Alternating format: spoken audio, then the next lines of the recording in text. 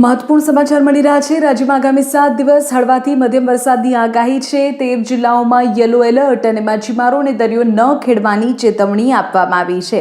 પૂરી જાણકારી તમને આપું છું। રાજ્યમાં છેલ્લા કેટલાક દિવસોથી સતત ધોધમાર વરસાદની સ્થિતિ છે, આપણે જાણીએ છીએ, પણ હવે મેઘરાજાનું જોર ઘટશે।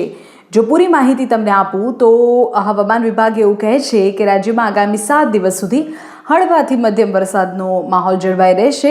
અતિ ભારે વરસાદની જે તીવ્રતા છે તે ઓછી થશે।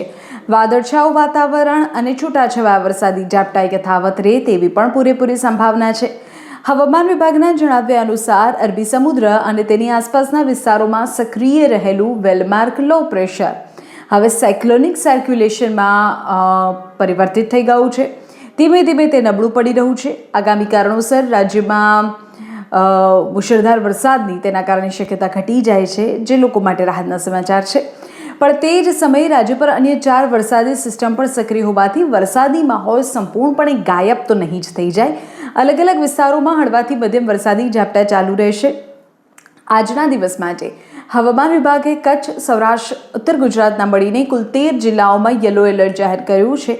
આ જિલ્લાઓમાં ક્યાંક હળવો તો ક્યાંક મધ્યમ વરસાદ પડી શકે છે, ક્યાંક વરસાદી ઝાપટા ભારે પડી શકે છે। યલો એલર્ટ ધરાવતા તમામ વિસ્તારોમાં સ્થાનિક વહીવટીતંત્ર એલર્ટ મોડ પર રહેવાની સૂચના આપી દેવાઈ છે। નાગરિકોને પણ જરૂરી સાવચેતી રાખવા અપીલ કરાઈ છે। ખાસ તો દરિયાકાંઠાના વિસ્તારો માટે ખાસ ચેતવણી જાહેર કરવામાં આવી છે। દરિયામાં તેજ પવન ફૂંકાવાની અને ઊંચા મોજા ઉછળવાની સંભાવના છે અને તેના જ કારણે હવામાન વિભાગે માછીમારોને આગામી 2 દિવસ સુધી દરિયામાં ન જવાની કડક સૂચના આપી છે। દરિયાકાંઠે વસતા લોકોને તંત્ર દ્વારા આપવામાં આવેલી માર્ગદર્શિકાઓનું ખાસ પાલન કરવા જણાવાયું છે।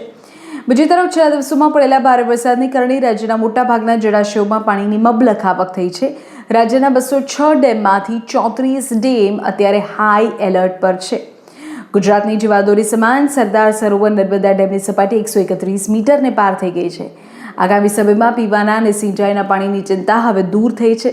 આમ આગામી 7 દિવસ દરમિયાન આકાશી આફત જેવા ભારે વરસાદથી મુક્તિ તો મળશે, પણ વરસાદી વાતાવરણ યથાવત પણ રહેશે।